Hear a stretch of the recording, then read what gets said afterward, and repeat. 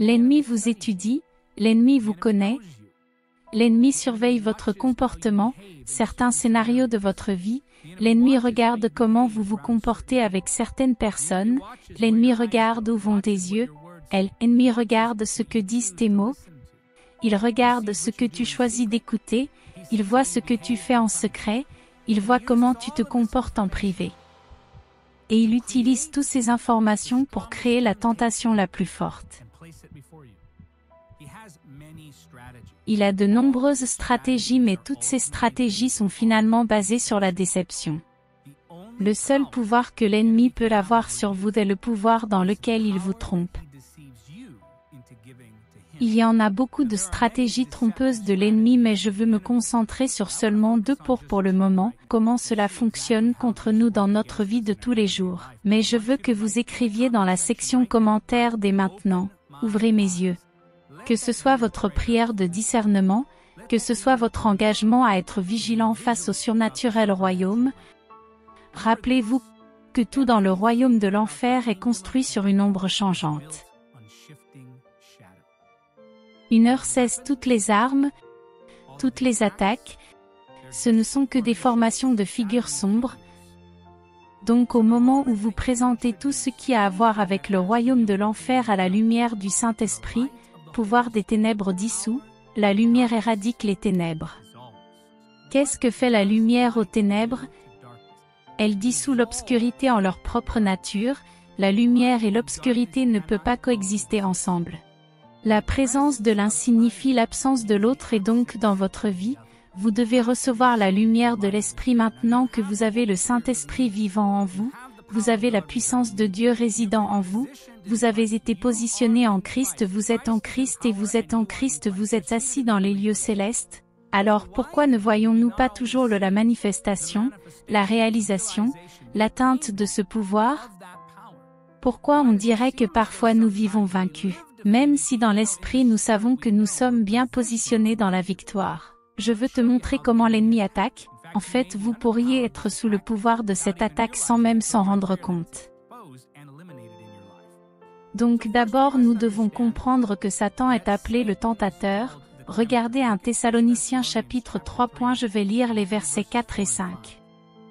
Et lorsque nous étions auprès de vous, nous vous annoncions d'avance que nous serions exposés à des tribulations, comme cela est arrivé, et comme vous le savez. Ainsi, dans mon impatience, j'ai envoyé Timothée pour le découvrir si votre foi était encore forte.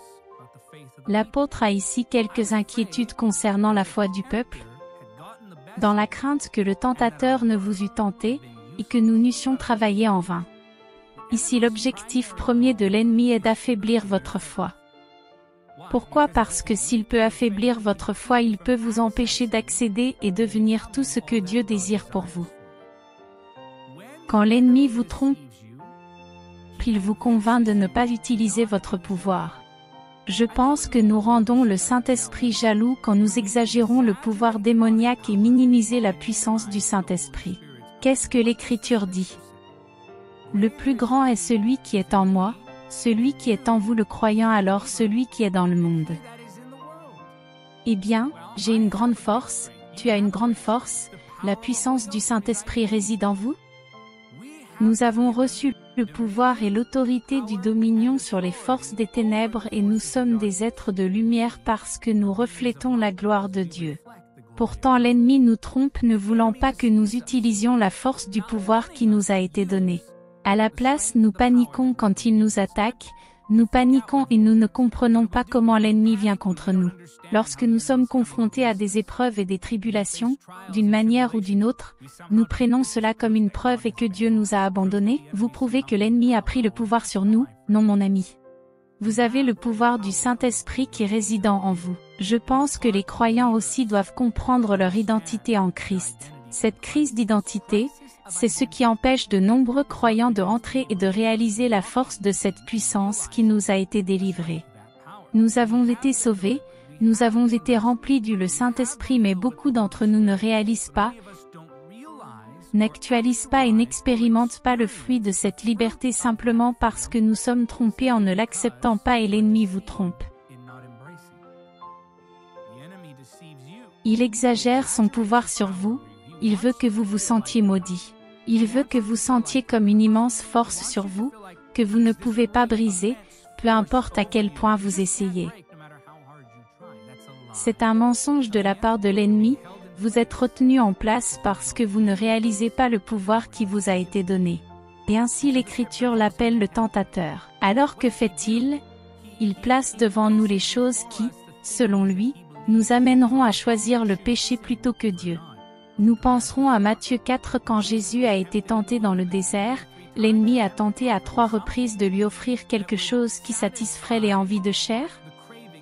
Jésus a bien sûr résisté mais la vérité est que si le péché était un produit, les démons seraient des vendeurs. Mais voici la réalité, même si les démons peuvent vous tenter, ils ne le peuvent pas pécher à votre place.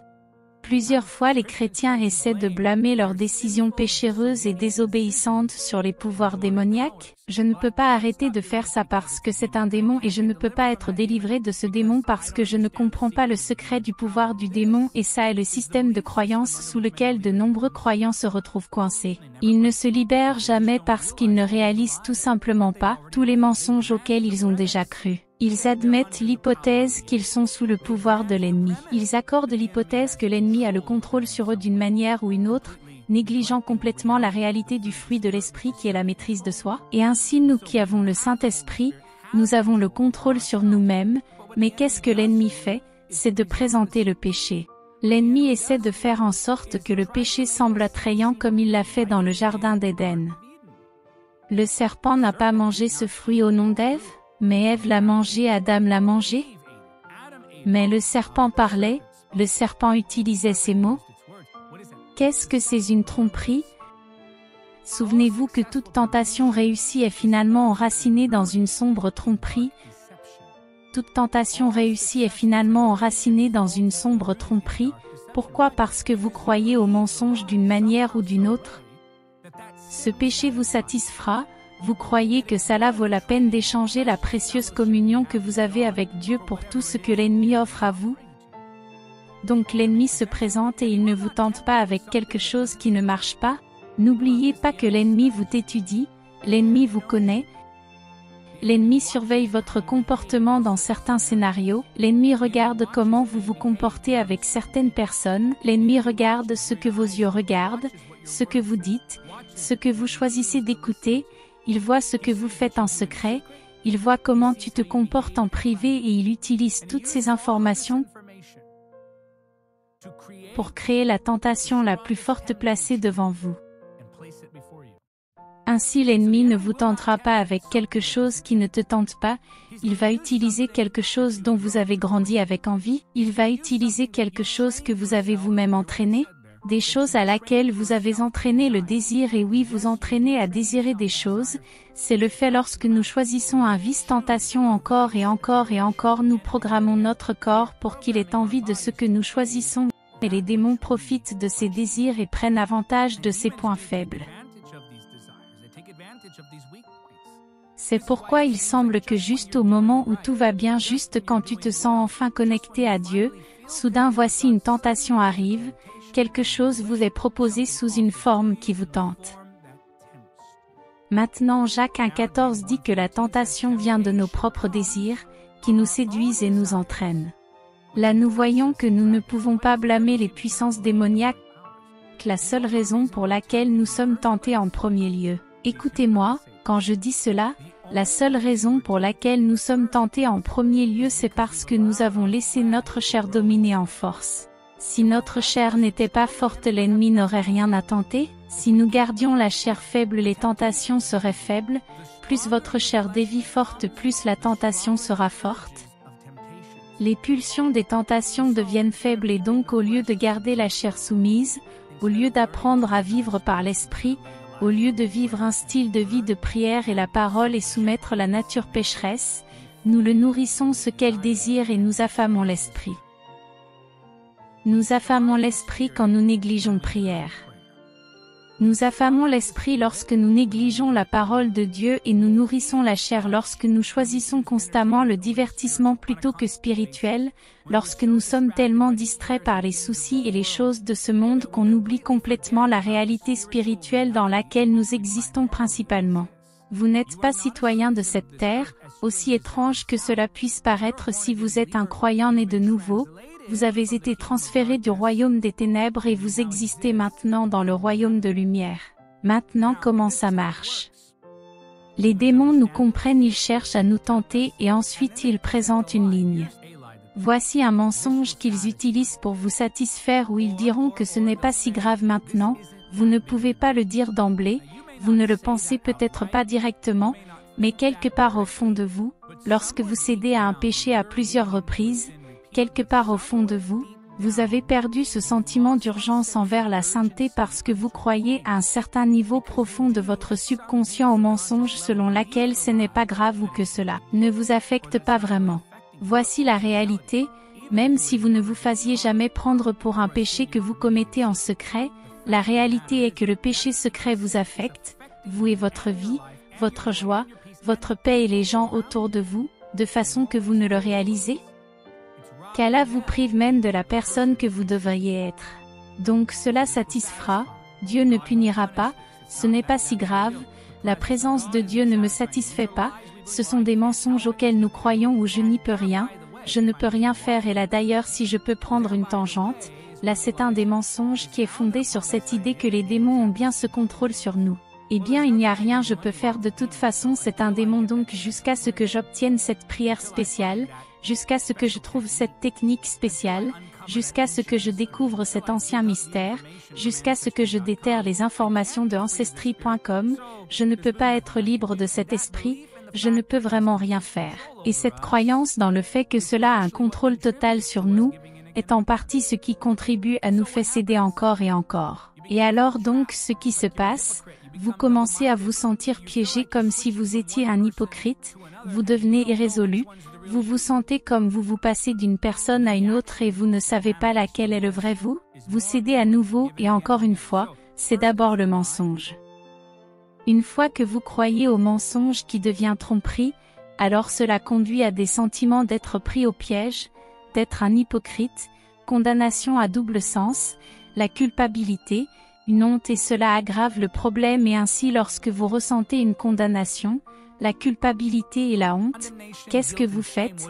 Vous êtes à distance vous-même de Dieu? Et en t'éloignant de Dieu tu renforces la chair et devinez ce que cela gagne plus de pouvoir pour pécher. Et puis vous vivez dans cet état d'hypocrisie, vous péchez de plus en plus et qu'est-ce qui résulte de ce péché encore et encore et encore ce péché constant et bien, vous formez une habitude et qu'est-ce que cette habitude devient? Cela dévie un cycle de vie où dans 6 mois vous faites du bien, dans 2 des semaines, vous retournez à nouveau dans le péché et puis 2 semaines vous faites du bien et puis 6 mois vous devenez juste. Ça fait des allers-retours à travers les cycles, juste au moment où vous pensiez être libre, vous revenez dedans. Pourquoi? Parce que lorsque vous serez enfin libre, vous ne vivez pas de cette manière, où vous gardez la chair soumise à de nombreuses reprises. Les croyants ne réalisent pas qu'une fois que vous êtes libre, vous devez continuer à marcher dans la soumission à Dieu pour rester à l'écart de cette tentation. Alors maintenant, qu'est-ce qui commence à se produire dans ce mode de vie secret et des habitudes pécheresses? Une conscience coupable? Vous vous sentez éloigné de Dieu et voici le problème. Les gens essaient de s'attaquer uniquement aux symptômes et c'est là où ils viennent vers moi ou vers un pasteur ou peut-être qu'ils sont venus vers vous avant de dire « Je suis aux prises avec ce problème particulier et je n'arrive pas à surmonter ce péché ici » ou « Je suis aux prises avec ce problème particulier et je ne peux pas surmonter cette habitude. J'ai un problème avec ce genre d'attitude, ce genre d'état d'esprit, ce genre de pensée, peu importe mais il se peut que le péché se manifeste. » Nous avons des problèmes avec cela et ils deviennent habituels dans nos vies et nous nous sentons coincés. Le problème est que vous abordez le symptôme auquel vous souhaitez remédier, à l'habitude lui-même et vous devriez vous attaquer le péché lui-même et vous le faites tout en négligeant la racine, or vous ne devriez pas négliger cette racine. vous ne devez vous adresser pas seulement au résultat mais aussi la racine, pas seulement le symptôme mais aussi la source, pas seulement le chaos mais la cause du chaos. Qu'est-ce que c'est le mensonge auquel vous croyez, qu'il revient à vous? Voici maintenant la tromperie, il revient à cet endroit où vous réalisez, « Oh mon Dieu, je crois à un mensonge ». Il se pourrait que tu crois que le péché satisfera, il se pourrait que tu crois que tu n'as pas le choix, que tu dois pécher, il se pourrait que tu crois que ce n'est pas grave, il se pourrait que tu crois que vous ne vous en libérez, alors tu autant céder de temps en temps. Ce sont les mensonges qui vous maintiennent liés et finalement tout ce que vous cédez à la tentation est enraciné dans cette tromperie. La tentation est une forme de tromperie parce qu'il faut d'abord remettre en question la parole avant de contredire la parole avec votre mode de vie et donc quelque part là-dedans vous croyez à un mensonge si vous êtes lié. Il y a un mensonge que vous croyez. Au point final, Jésus a dit que vous connaîtrez la vérité et la vérité vous libérera. Alors si je suis toujours lié, si c'est la vérité qui me libère et je suis toujours lié, alors il y a une vérité à laquelle je ne suis pas encore arrivé. Je crois encore une fois que les gens veulent juste s'adresser à l'extérieur, ils veulent s'attaquer à l'habitude elle-même quand ils ont besoin de regarder à l'intérieur et dire ok, quel est le mensonge auquel je crois, c'est là que la repentance entre en jeu. Mon Dieu, nous, en tant qu'Église, nous avons mal compris ce que veut dire la repentance et ce que veut dire de renoncer, c'est parce que nous imaginons que la repentance consiste à se détourner de quelque chose qui n'est pas ce que cela signifie. Je suis tout à fait d'accord sur le fait que nous devrions nous détourner loin du péché mais se détournant du péché c'est une chose. Renoncer au péché, se repentir, c'est changer d'avis.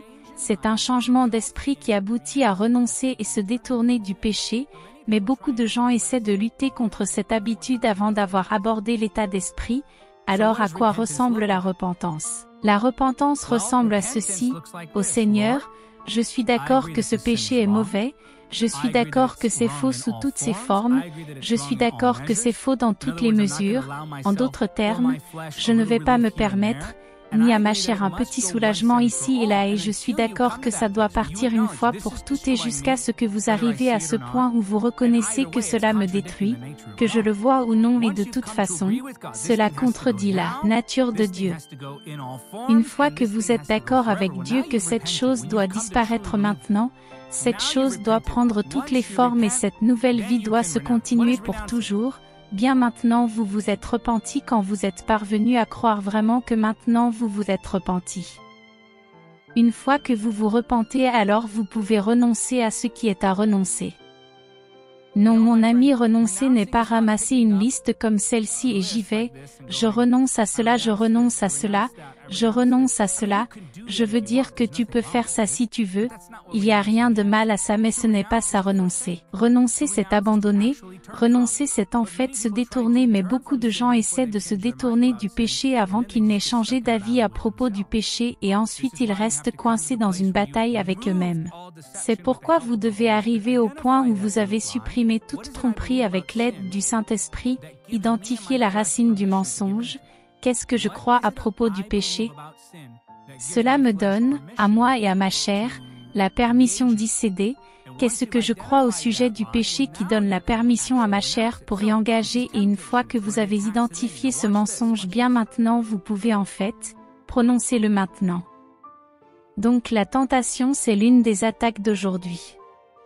Maintenant regardons ensemble dans 1 Corinthiens 10:13 qui indique clairement que Dieu fournit une issue.